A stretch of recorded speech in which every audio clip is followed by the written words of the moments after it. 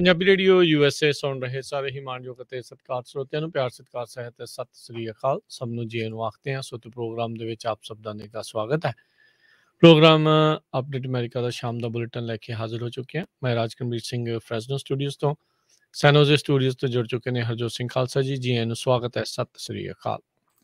ਸਤਿ ਸ਼੍ਰੀ ਅਕਾਲ, ਧੰਨਵਾਦ ਜੀ ਆਇਆਂ ਨੂੰ। ਪੰਜਾਬੀ ਰੇਡੀਓ USA ਦੇ ਜਿੰਨੇ ਵੀ ਸਰੋਤੇ ਸਾਡੇ ਸਾਰੇ ਹੀ AM ਸਟੇਸ਼ਨ, FM ਸਟੇਸ਼ਨ, ਘਰਾਂ ਦੇ ਵਿੱਚ ਰੇਡੀਓ ਸੈਟਸ ਦੇ ਰਾਹੀਂ, ਟੈਲੀਫੋਨ ਦੇ ਰਾਹੀਂ, ਅਤੇ ਸਾਡੇ ਸੈਨੋਜ਼ੇ ਵਾਲੇ ਨਵਾਂ ਸਟੇਸ਼ਨ ਜਿਹੜਾ 98.5 FM HD ਚੈਨਲ 3 'ਤੇ ਸੁਣ ਰਹੇ ਹੋ, ਦੇਖ ਰਹੇ ਹੋ, ਸਾਰਿਆਂ ਨੂੰ ਜੀ ਆਇਆਂ ਨੂੰ ਅਤੇ ਬਹੁਤ ਹੀ ਪਿਆਰ ਅਤੇ ਸਤਿਕਾਰ ਭਰੀ ਸਤਿ ਸ਼੍ਰੀ ਅਕਾਲ।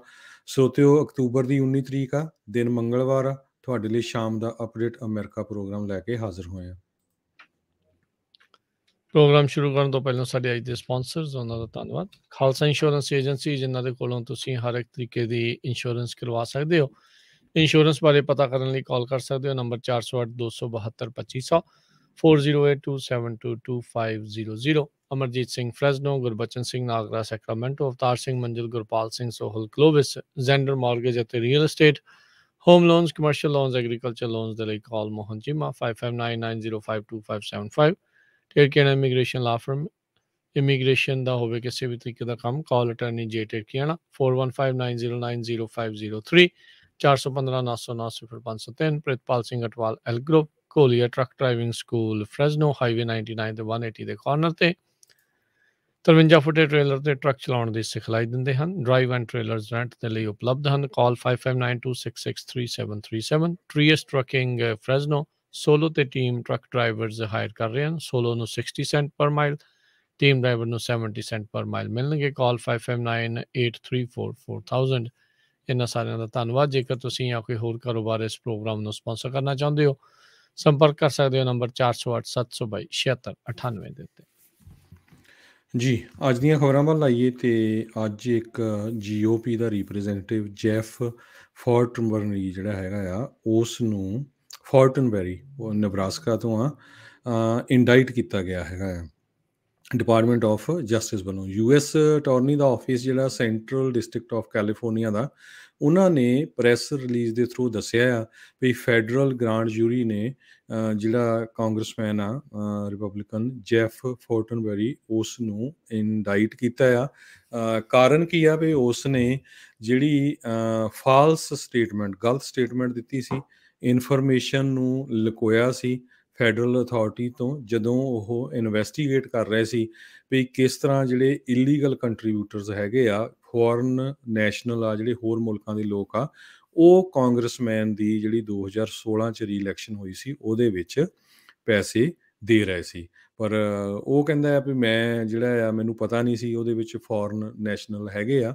ਪਰ 2016 ਦੇ ਵਿੱਚ ਉਸਨੇ $37,000 ਦੇ ਕਰੀਬ ਜਿਹੜਾ ਆ ਇਕੱਠਾ ਕੀਤਾ ਸੀ ਲੋਕਾਂ ਦੇ ਕੋਲੋਂ, ਅਤੇ ਉਹਦੇ ਵਿੱਚ ਕਈ ਜਿਹੜੇ ਹੋਰ ਮੁਲਕਾਂ ਦੇ ਲੋਕ ਸੀਗੇ। ਕਹਿੰਦੇ 2016 'ਚ ਲੈਬਨੀਜ਼ ਕਮਿਊਨਿਟੀ ਜਿਹੜੀ ਆ ਲਾਸ ਐਂਜਲਸ ਦੇ ਵਿੱਚ, ਉਹਨਾਂ ਨੇ ਇੱਕ ਵੀਕਐਂਡ ਦੀ ਸੈਲੀਬ੍ਰੇਸ਼ਨ ਕੀਤੀ ਸੀ। ਉੱਥੇ ਜਿਹੜਾ ਜੈਫ ਆ ਉਹਦਾ ਫੰਡ ਰੇਜ਼ਿੰਗ ਕੀਤਾ ਸੀ। ਕਹਿੰਦਾ ਵੀ ਮੈਨੂੰ ਪਤਾ ਨਹੀਂ ਸੀ ਵੀ ਫੋਰਨ ਨੈਸ਼ਨਲ ਹੈਗੇ ਆ ਜਿਨ੍ਹਾਂ ਨੇ $30,000 ਦੇ ਕਰੀਬ ਦਿੱਤਾ ਆ। ਸੋ ਆਪਾਂ ਨੂੰ ਪਤਾ ਹੀ ਆ ਵੀ ਇਹ ਬਹੁਤ ਵਾਰ ਜਿਹੜੇ ਕਾਂਗਰਸਮੈਨ ਆ, ਚਾਹੇ ਸੈਨੇਟਰ ਆ, ਉਹ ਇੱਦਾਂ ਦੇ ਫੰਡ ਰੇਜ਼ਿੰਗ ਕਰਦੇ ਆ, ਅਤੇ ਉਹਨਾਂ 'ਚ ਹੁਣ ਇੱਕ ਤਰ੍ਹਾਂ ਨਾਲ ਲੋਕਾਂ ਨੂੰ ਵੀ ਜ਼ਰੂਰ, ਸੋ ਜਿਹੜੇ ਇਲੀਗਲ ਬੰਦਿਆਂ ਨੇ, ਇਲੀਗਲ ਮੇਰਾ ਕਹਿਣ ਦਾ ਮਤਲਬ ਇਹ ਆ ਵੀ ਜਿਹੜੇ ਸਿਟੀਜ਼ਨ ਹੀ ਹੈ ਨਹੀਂ ਇੱਥੇ ਦੇ, ਉਹ ਤੁਸੀਂ ਕਿਸੇ ਵੀ ਕਾਂਗਰਸਮੈਨ, ਸੈਨੇਟਰ ਨੂੰ ਕੋਈ ਪੈਸਾ ਨਹੀਂ ਦੇ ਸਕਦੇ। ਸੋ ਉਹਨਾਂ ਦੇ ਉੱਤੇ ਵੀ ਜਿਹੜੇ ਇਹ ਚਾਰਜਸ ਲੱਗ ਸਕਦੇ ਹੈਗੇ ਆ। ਜੀ, ਇਹਨਾਂ ਨੇ ਆਪਣੀ ਨਿਰਦੋਸ਼ਤਾ ਦੇ ਲਈ ਇੱਕ YouTube ਦੀ ਵੀਡੀਓ ਇੰਡਾਈਟਮੈਂਟ ਆਉਣ ਤੋਂ ਇੱਕ ਦਿਨ ਪਹਿਲਾਂ ਜਿਹੜੀ ਉਹ ਘੱਲੀ। 18 ਸਾਲ ਤੋਂ ਇਹ ਜਿਹੜੇ ਰਿਪਬਲਿਕਨ ਪਾਰਟੀ ਦੇ ਵੱਲੋਂ ਉੱਥੋਂ ਹੈਗੇ ਨੇ, 9 ਟਰਮ ਦੇ ਵਾਰੀ ਜਿਹੜੇ ਆ ਇਹ ਕਾਂਗਰਸਮੈਨ ਜਿਹੜੇ ਉੱਥੋਂ ਜਿਹੜੇ ਉਹ ਜਾ ਚੁੱਕੇ ਆ। ਉਹਨਾਂ ਨੇ ਸਪੋਰਟਰਸ ਨੂੰ ਜਿਹੜਾ ਉਹ ਕਿਹਾ ਵੀ ਤੁਹਾਨੂੰ ਜਿਹੜਾ ਇੰਡਾਈਟਮੈਂਟ ਆ ਉਸ ਦੇ ਬਾਰੇ ਪਤਾ ਲੱਗੇਗਾ, ਅਤੇ ਕਿਹਾ ਵੀ ਮੈਂ ਇਸ ਦੇ ਵਿੱਚ ਬਿਲਕੁਲ ਨਿਰਦੋਸ਼ ਹੈਗਾ ਆ, ਅਤੇ ਕਹਿੰਦੇ ਵੀ ਮੈਂ ਇਹਨਾਂ ਚਾਰਜਿਸ ਨੂੰ ਜਿਹੜਾ ਉਹ ਲੜੂੰਗਾ। ਆਪਣੀ ਇਹ ਜਿਹੜੀ ਵੀਡੀਓ ਇਹਨਾਂ ਨੇ ਜਾਰੀ ਕੀਤੀ, ਆਪਣੀ ਵਾਈਫ ਅਤੇ ਨਾਲ ਉਹਨਾਂ ਦਾ ਜਿਹੜਾ ਪੈਟ ਡੌਗ ਸੀਗਾ, ਉਹ ਉਸ ਟਾਈਮ ਜਿਹੜਾ ਵੀਡੀਓ ਦੇ ਵਿੱਚ ਮੌਜੂਦ ਸੀਗਾ। ਸੋ US ਅਟਰਨੀ ਆਫਿਸ ਦੇ ਦੁਆਰਾ ਪਹਿਲਾਂ ਵੀ ਜਿਹੜੇ ਆ ਇਹ ਇੱਕ ਜਿਹੜੀ ਪ੍ਰੋਸੀਕਿਊਸ਼ਨ ਜਿਹੜੀ ਆ ਉਹ ਕੀਤੀ ਗਈ ਸੀ 1,80,000 ਜਿਹੜੇ ਫਨਲ ਕੀਤੀ ਗਈ ਸੀਗੀ ਮਨੀ 4 ਡਿਫਰੈਂਟ ਜਿਹੜੇ ਪੋਲੀਟੀਕਲ ਕੈਂਡੀਡੇਟਸ ਆ ਉਸ ਦੇ ਨਾਲ ਇਹ ਚੌਧਰੀ ਜਿਸ ਦਾ ਨਾਮ ਜਿਹੜਾ ਇਸ ਦੇ ਵਿੱਚ ਆ ਰਿਹਾ ਹੈਗਾ ਗਿਲਬਰਟ ਚੌਧਰੀ ਜਿਹੜਾ ਲੈਬਨੀਜ਼ ਤੇ ਨਾਈਜੀਰੀਅਨ ਬਿਜ਼ਨਸਮੈਨ ਹੈਗਾ ਉਸਨੇ 4 ਵੱਖ-ਵੱਖ ਜਿਹੜੇ ਪੋਲੀਟੀਕਲ ਕੈਂਡੀਡੇਟਸ ਆ ਉਹਨਾਂ ਨੂੰ ਇਹ ਦਿੱਤੇ ਸੀਗੇ ਤੇ ਇਸ ਮਾਮਲੇ ਦੇ ਵਿੱਚ ਇਸ ਬਿਜ਼ਨਸਮੈਨ ਨੇ $1.8 ਮਿਲੀਅਨ ਦਾ ਜੁਰਮਾਨਾ ਵੀ ਜਿਹੜਾ ਆ ਉਹ ਭਰਿਆ ਸੀ ਤੇ ਫੈਡਰਲ ਅਥਾਰਟੀਜ਼ ਦੇ ਨਾਲ ਕਾਰਪੋਰੇਟ ਜਿਹੜਾ ਆ ਉਹ ਕਰਨ ਦਾ ਵੀ ਜਿਹੜਾ ਉਹ ਕਿਹਾ ਸੀਗਾ ਵੀ ਮੈਂ ਕੋਆਪਰੇਟ ਜਿਹੜਾ ਆ ਉਹਨਾਂ ਦੇ ਨਾਲ ਕਰੂੰਗਾ। ਸੋ ਹੁਣ ਕਹਿੰਦੇ 20 ਅਕਤੂਬਰ ਨੂੰ LA ਦੇ ਵਿੱਚ ਇਹ ਫੈਡਰਲ ਕੋਰਟ ਦੇ ਸਾਹਮਣੇ ਜਿਹੜੇ ਕਾਂਗਰਸਮੈਨ ਫੋਰਟਨਬੈਰੀ ਹੈਗੇ ਆ ਉਹਨਾਂ ਨੂੰ ਪੇਸ਼ ਕੀਤਾ ਜਾਵੇਗਾ। ਜੀ, ਅਗਲੀ ਖਬਰ ਬੇ ਏਰੀਏ ਕੈਲੀਫੋਰਨੀਆ ਤੋਂ ਆ ਰਹੀ ਹੈ। ਆਪਾਂ ਸਵੇਰੇ ਵੀ ਦੱਸਿਆ ਸੀ ਵੀ ਕਿਸ ਤਰ੍ਹਾਂ ਐਟਮੋਸਫੇਰਿਕ ਰਿਵਰ ਸਟੋਰਮ ਆ ਰਿਹਾ ਜਿਹੜਾ 5 ਤੋਂ 8 ਇੰਚ ਤੱਕ ਜਿਹੜਾ ਮੀਂਹ ਆ ਨਾਰਥ ਵੇ ਦੇ ਵਿੱਚ ਪਾ ਸਕਦਾ ਆ। 3 ਤੋਂ 5 ਇੰਚ ਤੱਕ ਸੈਂਟਾ ਕਰੂਜ਼ ਮਾਊਂਟੇਨਸ ਦੇ ਵਿੱਚ ਤੇ 1 ਤੋਂ 3 ਇੰਚ ਤੱਕ ਬੇ ਏਰੀਏ ਦੇ ਵਿੱਚ। ਸੋ ਇਹਦੇ ਨਾਲ ਜਿਹੜੀ ਵੱਖ-ਵੱਖ ਜਗ੍ਹਾ ਤੇ ਅੱਗਾਂ ਲੱਗੀਆਂ ਉਹ ਵੀ ਉਹਨੂੰ ਪੂਰੀ ਤਰ੍ਹਾਂ ਬੁਝਾਉਣ ਦੇ ਵਿੱਚ ਹੈਲਪ ਹੋਊਗੀ। ਡਿਕਸੀ ਫਾਇਰ ਜਿਹੜੀ ਮਾਊਂਟ ਲੈਸਨ 'ਚ ਲੱਗੀ ਆ, ਕੈਲਡੋਰ ਫਾਇਰ ਸਾਊਥ ਲੇਕ ਤਾਹੋ ਦੇ ਵਿੱਚ ਈਵਨ ਦੋ ਉਹ ਤੇ ਕਾਫੀ ਕੰਟਰੋਲ ਕੀਤਾ ਗਿਆ ਪਰ ਪੂਰੀ ਤਰ੍ਹਾਂ ਜਿਹੜੀ ਆ ਉਹ ਹਜੇ ਨਹੀਂ ਬੁਝੀ ਹੈਗੀ। ਕਹਿੰਦੇ ਵੀ ਕਾਫੀ ਦਿਨ ਜਿਹੜਾ ਮੀਂਹ ਆ ਬੇ ਏਰੀਏ ਦੇ ਵਿੱਚ ਪੈ ਸਕਦਾ ਹੈਗਾ। ਜੀ, ਬੇ ਏਰੀਏ ਦੇ ਜਿਹੜੇ ਵਸਨੀਕ ਆ ਉਹਨਾਂ ਦੀ ਜਿਹੜਾ ਸੂਚਨਾ ਦੇ ਲਈ ਉਹਨਾਂ ਨੂੰ ਦੱਸ ਜਾਈਏ $31 ਮਿਲੀਅਨ ਦਾ ਨਵਾਂ ਰਡਾਰ ਸਿਸਟਮ ਜਿਹੜਾ ਆ ਉਹ ਸੈਟਅਪ ਕੀਤਾ ਜਾ ਰਿਹਾ ਆ। ਬੇ ਏਰੀਏ ਦੇ ਵਿੱਚ ਜਿਹੜੀਆਂ ਵੈਦਰ ਫੋਰਕਾਸਟ ਆ ਉਹ ਹੋਰ ਜ਼ਿਆਦਾ ਸਟੀਕ ਜਿਹੜੀਆਂ ਹੋ ਸਕਣ ਇਸ ਦੇ ਲਈ 6 ਨਵੇਂ ਜਿਹੜੇ ਉਹ ਕਹਿੰਦੇ ਵੀ ਰਡਾਰਸ ਆ ਵੱਖ-ਵੱਖ ਥਾਵਾਂ ਦੇ ਉੱਤੇ ਸਨੋਮਾ ਤੋਂ ਲੈ ਕੇ ਸੈਂਟਾ ਕਰੂਜ਼ ਆ ਉਸ ਦੇ ਦਰਮਿਆਨ ਜਿਹੜੇ ਉਹ ਲਗਾਏ ਜਾਣਗੇ ਤਾਂ ਜੋ ਹੋਰ ਜ਼ਿਆਦਾ ਸਟੀਕ ਭਵਿੱਖਬਾਣੀ ਆ ਜਿਹੜੇ ਮੌਸਮ ਨੂੰ ਲੈ ਕੇ ਜਿਹੜੀ ਉਹ ਕੀਤੀ ਜਾ ਸਕੇ। ਇਹ ਖਰਚਾ ਇਸ ਲਈ ਵੀ ਹੁਣ ਜ਼ਿਆਦਾ ਇਸ ਲਈ ਕੀਤਾ ਜਾ ਰਿਹਾ ਵੀ ਸਭ ਨੂੰ ਪਤਾ ਵੀ ਮੌਸਮੀ ਜਿਹੜੀ ਤਬਦੀਲੀ ਆ ਉਸ ਦੇ ਕਰਕੇ ਬਹੁਤ ਜ਼ਿਆਦਾ ਫਰਕ ਪੈ ਰਿਹਾ ਆ। ਅਚਨਚੇਤੇ ਮੀਂਹ, ਅਚਨਚੇਤੇ ਸੋਕੇ ਤੇ ਉਹ ਸਾਰੀਆਂ ਚੀਜ਼ਾਂ ਜਿਹੜੀਆਂ ਉਹ ਬਹੁਤ ਆ ਰਹੀਆਂ ਆ। ਸੋ $31 ਮਿਲੀਅਨ ਜਿਹੜੇ ਨਵੇਂ ਰਡਾਰ ਸਿਸਟਮ ਆ ਉਸ ਦੇ ਉੱਤੇ ਬੇ ਏਰੀਏ ਵਿੱਚ ਹੁਣ ਖਰਚਿਆ ਜਾਵੇਗਾ। ਅਗਲੀ ਜੀ ਜਿਹੜੀ ਗੱਲ ਕਰਦੇ ਜਾਈਏ ਜਨਵਰੀ 6 ਦੀ ਸਿਲੈਕਟ ਕਮੇਟੀ ਜਿਸ ਦੇ ਵਿੱਚ 2 ਰਿਪਬਲਿਕਨ ਤੇ 9 ਜਿਹੜੇ ਡੈਮੋਕ੍ਰੇਟ ਹੈਗੇ ਆ ਉਹਨਾਂ ਨੇ ਅੱਜ ਇਹ ਵੋਟ ਦੇ ਵਿੱਚ ਜਿਹੜਾ ਉਹ ਕੀਤਾ ਸਾਂਝੀ ਤੌਰ ਦੇ ਉੱਤੇ ਜਿਹੜੀ ਸਰਬਸੰਮਤੀ ਦੇ ਨਾਲ ਉਹਨਾਂ ਨੇ ਵੋਟ ਪਾਈ ਵੀ ਜਿਹੜਾ ਬੈਨਨ ਹੋਣਾ ਨੇ ਹਾਊਸ ਦੇ ਜਿਹੜੇ ਸਪੀਨਾ ਦੀ ਉਲੰਘਣਾ ਜਿਹੜੀ ਇੱਕ ਹਿਸਾਬ ਦੇ ਨਾਲ ਕੀਤੀ ਆ ਉਸ ਨੂੰ ਨਜ਼ਰਅੰਦਾਜ਼ ਕੀਤਾ ਆ। ਉਸ ਦੇ ਲਈ ਹੁਣ ਉਹਨਾਂ ਨੂੰ ਕੰਟੈਂਪਟ ਦੇ ਵਿੱਚ ਮੰਨਿਆ ਗਿਆ ਆ। ਸੋ ਸਾਰਿਆਂ ਨੇ ਇਸ ਹੱਕ ਦੇ ਵਿੱਚ ਵੋਟ ਪਾਈ ਆ।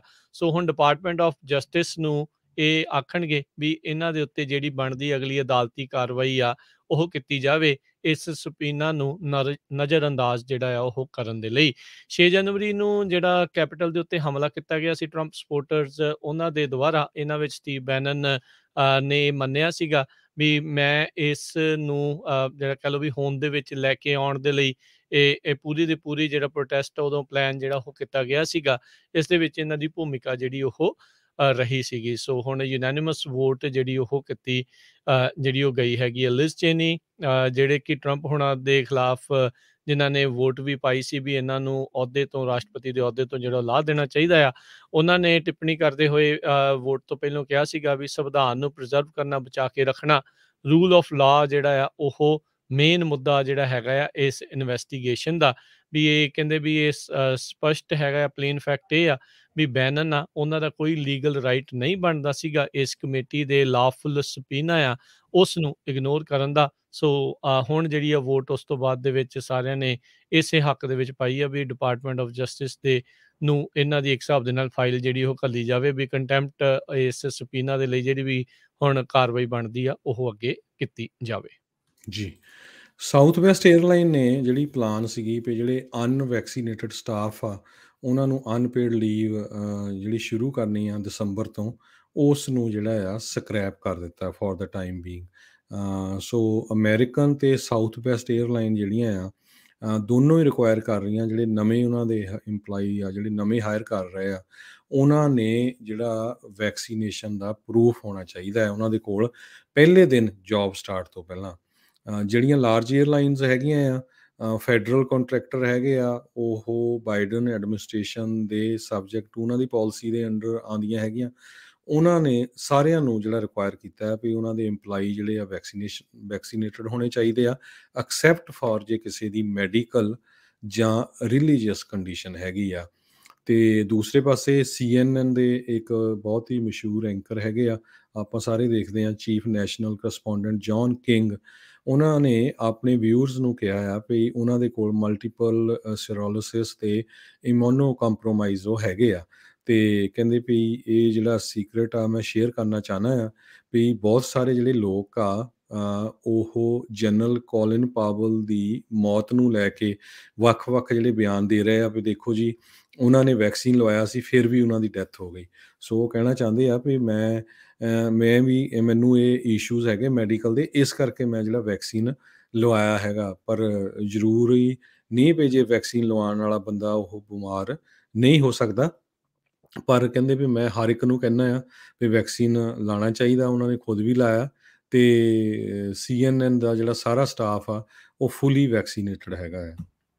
ਜੀ, ਉਹਨਾਂ ਨੇ ਧੰਨਵਾਦ ਕੀਤਾ, ਕਹਿੰਦੇ ਵੀ ਮੇਰੇ ਵਰਗੇ ਨੂੰ ਜਿਹੜਾ ਆ ਉਹ ਮੈਂ ਬਚਿਆ ਹੀ ਹੈ। ਕਹਿੰਦੇ ਵੀ ਇੱਕ ਹਿਸਾਬ ਦੇ ਨਾਲ ਉਹਨਾਂ ਨੇ ਵੈਕਸੀਨੇਸ਼ਨ ਦੇ ਹੱਕ ਦੀ ਪ੍ਰੋੜਤਾ ਜਿਹੜੀ ਕਰਦੇ ਹੋਏ ਕਿਹਾ ਵੀ ਇਹਨਾਂ ਦਾ ਮੈਂ ਥੈਂਕ ਯੂ ਕਰਦਾ ਵੀ ਇਹਨਾਂ ਸਾਰਿਆਂ ਨੇ ਵੈਕਸੀਨ ਲਗਵਾਇਆ ਆ, ਨਹੀਂ ਤਾਂ ਮੇਰਾ ਵੀ ਇੱਕ ਹਿਸਾਬ ਦੇ ਨਾਲ ਕੰਮ ਕਰਨਾ ਮੁਸ਼ਕਿਲ ਜਿਹੜਾ ਉਹ ਹੋ ਸਕਦਾ ਸੀ। ਅਗਲੀ ਜਿਹੜੀ ਗੱਲ ਕਰਦੇ ਜਾਈਏ, FBI ਦੇ ਨਵੇਂ ਜਿਹੜੇ ਡਾਟਾ ਦੇ ਅਨੁਸਾਰ 2020 ਦੇ ਵਿੱਚ 2020 ਦੇ ਵਿੱਚ 60,000 ਜਿਹੜੇ ਲਾਅ ਇਨਫੋਰਸਮੈਂਟ ਅਫਸਰ ਆ ਉਹਨਾਂ ਤੋਂ ਵੱਧ ਜਿਹੜੇ ਆ ਉਹਨਾਂ ਉੱਤੇ ਅਸੌਲਟ ਹੋਏ ਨੇ ਇੱਕ ਸਾਲ ਦੇ ਵਿੱਚ, ਜਦੋਂ ਲਾਈਨ ਆਫ ਡਿਊਟੀ ਦੇ ਉੱਤੇ ਸੀਗੇ, ਜਿਨ੍ਹਾਂ ਦੇ ਵਿੱਚ 40 ਜਿਹੜੇ ਇਹ ਲਾਅ ਇਨਫੋਰਸਮੈਂਟ ਅਫਸਰਸ ਆ ਉਹਨਾਂ ਦੀ ਮੌਤ ਹੋਈ ਆ। 60,105 ਜਿਹੜੇ ਵੱਖ-ਵੱਖ ਜਿਹੜੇ ਇਹ ਮਾਮਲੇ ਹੋਏ ਆ ਉਹਨਾਂ ਵਿੱਚੋਂ ਇਹ ਉਸ ਤੋਂ ਪਿਛਲੇ ਸਾਲ ਦੇ ਨਾਲੋਂ 4,071 ਵੱਧ ਜਿਹੜੇ ਉਹ ਦੱਸੇ ਜਾਂਦੇ ਨੇ। ਸੋ ਕਹਿੰਦੇ ਵੀ 31% ਜਿਹੜੇ ਅਟੈਕ ਹੋਏ ਆ ਉਹਨਾਂ ਵਿੱਚ ਜਿਹੜੇ ਅਫਸਰ ਆ ਉਹਨਾਂ ਨੂੰ ਇੰਜਰੀਜ਼ ਜਿਹੜੀਆਂ ਹੋਈਆਂ ਆ, ਸੱਟਾਂ ਚੋਟਾਂ ਜਿਹੜੀਆਂ ਆ ਉਹ ਲੱਗੀਆਂ ਹੈਗੀਆਂ ਆ। ਸੋ ਪੁਲਿਸ ਆਫਿਸਰਸ ਕਹਿੰਦੇ ਆ ਅਕ੍ਰੋਸ ਦਾ ਕੰਟਰੀ ਇਨਕਰੀਜ਼ ਉਹਨਾਂ ਦੇ ਖਿਲਾਫ ਜਿਹੜਾ ਵਾਇਲੈਂਟ ਕ੍ਰਾਈਮ ਤੇ ਵਾਇਲੈਂਟ ਐਕਟ ਜਿਹੜੇ ਆ ਉਹਨਾਂ ਦੇ ਅਗੇਂਸਟ ਜਿਹੜੇ ਆ ਉਸ ਦੇ ਵਿੱਚ ਵਾਧਾ ਹੋਇਆ ਹੈਗਾ। ਮੇਜਰ ਸਿਟੀਜ਼ ਚੀਫ ਐਸੋਸੀਏਸ਼ਨ ਦੇ ਜਿਹੜੇ ਐਗਜ਼ੀਕਿਊਟਿਵ ਡਾਇਰੈਕਟਰ ਹੈਗੇ ਆ ਲੌਰਾ ਕੂਪਰ, ਉਹਨਾਂ ਨੇ ਇਸ ਦੇ ਬਾਰੇ ਜਿਹੜੀ ਉਹ ਟਿੱਪਣੀ ਕੀਤੀ ਹੈਗੀ ਆ। ਵਰਨਨ ਸਟੈਨਫੋਰਥ ਪ੍ਰੈਜ਼ੀਡੈਂਟ ਜਿਹੜੇ ਨੈਸ਼ਨਲ ਸ਼ੈਰਿਫ ਐਸੋਸੀਏਸ਼ਨ ਆ, ਉਹਨਾਂ ਨੇ ਕਿਹਾ ਵੀ ਇਹ ਨੰਬਰ ਬੜੇ ਸਟੈਗਰਿੰਗ ਹੈਗੇ ਆ। ਕਹਿੰਦੇ ਵੀ ਸਰਪ੍ਰਾਈਜ਼ ਨਹੀਂ ਹੈਗਾ ਵੀ, ਕਿਉਂਕਿ ਜਿਹੜਾ ਟਰਬਲ ਰਿਹਾ ਆ ਪਿਛਲੇ ਪੂਰੇ ਸਾਲ ਦੇ ਵਿੱਚ ਲਾਅ ਇਨਫੋਰਸਮੈਂਟ ਦੇ ਵਿੱਚ, ਇਹ ਆંકੜੇ ਕਿਤੇ ਨਾ ਕਿਤੇ ਉਸੇ ਪਾਸੇ ਵੱਲ ਨੂੰ ਹੀ ਜਿਹੜਾ ਇਸ਼ਾਰਾ ਕਰਦੇ ਨੇ। ਜੀ, ਅਗਲੀ ਖਬਰ ਸੈਨ ਫਰਾਂਸਿਸਕੋ ਤੋਂ ਆ ਰਹੀ ਹੈ, ਜਿੱਥੇ ਕਿ ਸਿਟੀ ਆਫ ਸੈਨ ਫਰਾਂਸਿਸਕੋ ਦੇ ਵਿੱਚ ਇਕੱਲਾ ਇੱਕੋ ਇੱਕ ਇਨ ਐਂਡ ਆਊਟ ਸੀ। ਉਹ ਕਹਿੰਦੇ ਆ ਵੀ ਅਸੀਂ ਬੰਦ ਕਰਨ ਜਾ ਰਹੇ ਹਾਂ ਵੀ ਜਿਹੜਾ ਇਨ ਐਂਡ ਆਊਟ ਦੇ EMPLOYEE ਇੱਕ ਗਵਰਨਮੈਂਟ ਲਈ ਪੁਲਿਸ ਵਾਂਗ ਕੰਮ ਨਹੀਂ ਕਰਨਾ ਚਾਹੁੰਦੇ। ਤੇ ਸਿਟੀ ਆਫ ਸੈਨ ਫਰਾਂਸਿਸਕੋ ਨੇ ਇਹ ਰਿਕੁਆਇਰ ਕੀਤਾ ਵੀ ਜੇ ਕੋਈ ਇਨਸਾਈਡ ਡਾਈਨਿੰਗ ਕਰਨਾ ਚਾਹੁੰਦਾ, ਇਨਸਾਈਡ ਬੈਠ ਕੇ ਖਾਣਾ ਚਾਹੁੰਦਾ, ਤੇ ਜਿਹੜੇ ਰੈਸਟੋਰੈਂਟਸ ਆ ਉਹਨਾਂ ਨੂੰ ਪ੍ਰੂਫ ਪੁੱਛਣਾ ਪਊਗਾ ਵੀ ਭਾਈ ਤੁਸੀਂ ਵੈਕਸੀਨੇਟਡ ਹੈਗੇ ਆ ਜਾਂ ਨਹੀਂ ਹੈਗੇ। ਸੋ ਇਨ ਐਂਡ ਆਊਟ ਦੇ ਜਿਹੜੇ ਓਨਰ ਆ ਉਹ ਬੜੇ ਕੱਟੜ ਜਿਹੜੇ ਧਾਰਮਿਕ ਬੰਦੇ ਹੈਗੇ, ਕ੍ਰਿਸਚੀਅਨ ਆ, ਡਿਵੋਟ ਕ੍ਰਿਸਚੀਅਨ ਆ, ਲਿੰਸੀ ਸਨਾਈਡਰ। ਉਹਨਾਂ ਦੇ ਕਹਿੰਦੇ ਕਈ ਵਾਰ ਜਿਹੜੇ ਮਿਲਕ ਸ਼ੇਕ ਕੱਪ ਆ ਤੇ ਸੋਡਾ ਆ, ਉਹਨਾਂ ਦੇ ਬੋਟਮ ਦੇ ਉੱਤੇ ਵੀ ਬਾਈਬਲ ਦੀਆਂ ਵਰਸਸ ਲਿਖੀਆਂ ਹੁੰਦੀਆਂ ਹੈਗੀਆਂ। ਬਿਜ਼ਨਸ ਆਫਿਸਰ ਆਰਨੀ ਵੈਨਸਿੰਗਰ ਜਿਹੜੇ ਉਹਨਾਂ ਦੇ ਚੀਫ ਲੀਗਲ ਤੇ ਬਿਜ਼ਨਸ ਆਫਿਸਰ ਆ ਇਨ ਐਂਡ ਆਊਟ ਦੇ, ਉਹ ਕਹਿੰਦੇ ਪਈ ਅਸੀਂ ਇਹਦੇ ਵਿੱਚ ਜਿਹੜਾ ਭਲਾ ਸਮਝਿਆ ਪਈ ਇਸ ਰੈਸਟੋਰੈਂਟ ਨੂੰ ਸੈਨ ਫਰਾਂਸਿਸਕੋ ਵਿੱਚੋਂ ਬੰਦ ਕਰ ਦਿੱਤਾ ਜਾਵੇ। ਪੂਰੇ ਵੈਸਟਰਨ USA ਦੇ ਵਿੱਚ ਇਸ ਟਾਈਮ 358 ਦੇ ਕਰੀਬ ਇਨ ਐਂਡ ਆਊਟ ਦੀਆਂ ਲੋਕੇਸ਼ਨਸ ਆ ਤੇ ਬਹੁਤ ਹੀ ਜ਼ਿਆਦਾ ਜਿਹੜੇ ਇਹ ਬਿਜ਼ੀ ਰੈਸਟੋਰੈਂਟਸ ਹੈਗੇ ਆ। ਜੀ, ਅਗਲੀ ਗੱਲ ਕਰਦੇ ਜਾਈਏ, ਜਿਹੜਾ $3.5 ਟ੍ਰਿਲੀਅਨ ਦਾ ਸਪੈਂਡਿੰਗ ਬਿੱਲ ਸੀਗਾ, ਰਾਸ਼ਟਰਪਤੀ ਬਾਈਡਨ ਹੋਣਾ ਦਾ ਪਲਾਨ ਆ, ਉਹਨਾਂ ਨੇ ਅੱਜ ਜਿਹੜੀਆਂ ਮੁਲਾਕਾਤਾਂ ਕੀਤੀਆਂ ਆ ਦੋਨੋਂ ਹੀ ਤਰਫਾਂ ਦੇ ਨਾਲ, ਜਿਹੜੇ ਸੈਂਟਰਿਸਟ ਤੇ ਡੈਮੋਕ੍ਰੇਟਸ ਹੈਗੇ ਆ, ਜਿਹੜੇ ਸੈਨੇਟਰ ਸਿਨੇਮਾ ਤੇ ਸੈਨੇਟਰ ਮੈਂਚਿਨ, ਉਹਨਾਂ ਦੇ ਨਾਲ, ਤੇ ਉਧਰ ਪ੍ਰੋਗਰੈਸਿਵ ਕਾਕਸ ਦੇ ਜਿਹੜੇ ਕੁਛ ਆ ਡੈਮੋਕ੍ਰੇਟਸ ਆ, ਉਹਨਾਂ ਨਾਲ ਵੀ ਗੱਲ ਕੀਤੀ ਆ। ਹੁਣ ਕਹਿੰਦੇ ਆ ਵੀ ਇਹਨਾਂ ਦਾ ਜਿਹੜਾ ਨਵਾਂ ਸਪੈਂਡਿੰਗ ਪ੍ਰਪੋਜ਼ਲ ਆ ਉਹ $2.25 ਟ੍ਰਿਲੀਅਨ ਤੋਂ ਲੈ ਕੇ $1.9 ਟ੍ਰਿਲੀਅਨ 1.75 ਤੋਂ ਲੈ ਕੇ $1.9 ਟ੍ਰਿਲੀਅਨ ਦੇ ਦਰਮਿਆਨ ਹੋਵੇਗਾ। ਹੁਣ ਕੀ ਕੋਈ ਵਾਕਿਆ ਹੀ ਇਸ ਸਮਝੌਤਾ ਕਰਨ ਦੇ ਵਿੱਚ ਕਾਮਯਾਬ ਹੋਏ ਆ ਕਿ ਨਹੀਂ। ਸੋ ਕਾਫੀ ਵੱਡੀ ਜਿਹੜੀ ਕਟੌਤੀ ਜਿਹੜੀ ਇਹਨਾਂ ਨੇ ਆਪਣੇ ਸਪੈਂਡਿੰਗ ਬਿੱਲ ਦੇ ਵਿੱਚ 3.5 ਟ੍ਰਿਲੀਅਨ ਤੋਂ ਘਟਾ ਕੇ ਜਿਹੜੀ ਉਹ ਕੀਤੀ ਹੈ। ਜੇ ਮੈਕਸਿਮਮ ਵੀ ਦੇਖਿਆ ਜਾਵੇ 1.6 ਟ੍ਰਿਲੀਅਨ ਡਾਲਰ ਦੀ ਜਿਹੜੀ ਕਟੌਤੀ ਇਹਨਾਂ ਨੇ ਆਪਣੇ ਸਪੈਂਡਿੰਗ ਬਿੱਲ ਆ ਉਸ ਦੇ ਵਿੱਚ ਕੀਤੀ ਹੈਗੀ ਆ। ਵਾਈਟ ਹਾਊਸ ਦੀਆਂ ਕੈਲਕੂਲੇਸ਼ਨਸ ਦੇ ਮੁਤਾਬਕ ਇਹ ਪੈਕੇਜ 1.9 ਟ੍ਰਿਲੀਅਨ ਡਾਲਰ ਤੱਕ ਦਾ ਜਿਹੜਾ ਹੋਵੇਗਾ। ਇਸ ਦੇ ਵਿੱਚ ਕਹਿੰਦੇ ਮੈਡੀਕੇਅਰ ਦੀ ਥੋੜੀ ਬਹੁਤੀ ਐਕਸਪੈਂਸ਼ਨ, ਜਿਹੜੇ ਸੀਨੀਅਰਸ ਹੈਗੇ ਆ ਉਹਨਾਂ ਨੂੰ ਇਸ ਦੇ ਵਿੱਚ ਹੋਵੇਗੀ। ਯੂਨੀਵਰਸਲ ਪ੍ਰੀ ਕਿੰਡਰਗਾਰਟਨ ਜਿਹੜਾ ਹੈਗਾ ਆ, ਪ੍ਰੀ ਕੇ ਜਿਸ ਨੂੰ ਆਖਿਆ ਜਾਂਦਾ ਆ, ਉਸ ਦੇ ਲਈ, ਤੇ ਕਲਾਈਮੇਟ ਚੇਂਜ ਦੇ ਲਈ ਬਿਲੀਅਨਸ ਆਫ ਡਾਲਰ ਜਿਹੜੇ ਆ ਉਹ ਇਸ ਦੇ ਵਿੱਚ ਜਟਾਏ ਜਿਹੜੇ ਉਹ ਜਾਣਗੇ। ਸੋ ਇਹ ਹੁਣ ਤਣ ਪੱਤਣ ਲੱਗੇਗਾ ਕਿ ਨਹੀਂ। ਇਹ ਜਿਹੜੀ ਗੱਲ ਆ ਉਹ ਦੇਖਣ ਵਾਲੀ ਹੋਊਗੀ। ਜਿਹੜੇ ਸੈਨੇਟਰ ਮੈਂਸ਼ਨ ਸੀ ਉਹਨਾਂ ਨੇ 1.5 ਟ੍ਰਿਲੀਅਨ ਡਾਲਰ ਦੀ ਆਪਣੀ ਅਪਰ ਲਿਮਿਟ ਜਿਹੜੀ ਹੁਣ ਰੱਖੀ ਸੀ। ਸੋ ਹੁਣ ਉਸ ਦੇ ਨਾਲੋਂ ਇਹ 400 ਬਿਲੀਅਨ ਡਾਲਰ ਵੱਧ ਲਾਗਤ ਦਾ ਜਿਹੜਾ ਉਹ ਹੈਗਾ ਆ। ਕਿ 2 ਕਦਮ ਇਹਨਾਂ ਨੇ ਘਟਾਏ ਆ, ਕਿ ਇਹ ਵੀ 2 ਕਦਮ ਅੱਗੇ ਵੱਧ ਕੇ ਉੱਧਰ ਜਾਣਗੇ। ਇਹ ਹੁਣ ਜਿਹੜੀ ਉਹ ਦੇਖਣ ਵਾਲੀ ਗੱਲ ਰਹੇਗੀ। ਜੀ, ਅਗਲੀ ਖਬਰ ਵੱਲ ਚਲੀਏ। ਅਕਤੂਬਰ ਦਾ ਜਿਹੜਾ ਮਹੀਨਾ ਆ ਇਹ ਬ੍ਰੈਸਟ ਕੈਂਸਰ ਅਵੇਅਰਨੈਸ ਮੰਥ ਹੈਗਾ ਆ। ਕਹਿੰਦੀ ਪਈ USA ਦੀ ਓਲੰਪੀਅਨ ਇੱਕ ਐਪਰਲ ਰੌਸ ਆ, ਉਸ ਨੇ GE ਹੈਲਥ ਕੇਅਰ ਸਿਸਟਮ ਨਾਲ ਰਲ ਕੇ ਇਹ ਅਵੇਅਰਨੈਸ ਜਿਹੜੀ ਆ ਫਲਾਣੀ ਜਿਹੜੀ ਦੱਸਣੀ ਸ਼ੁਰੂ ਕੀਤੀ ਹੋਈ ਆ ਵੀ ਹਰ ਇੱਕ ਜਿਹੜੀ ਕੋਈ ਭੈਣ ਆ, ਬੱਚੀ ਆ, ਮਾਂ ਆ, ਉਸ ਦਾ ਜਿਹੜਾ ਆ ਮੈਮੋਗ੍ਰਾਮ ਟੈਸਟ ਹੋਣਾ ਬਹੁਤ ਜ਼ਰੂਰੀ ਆ।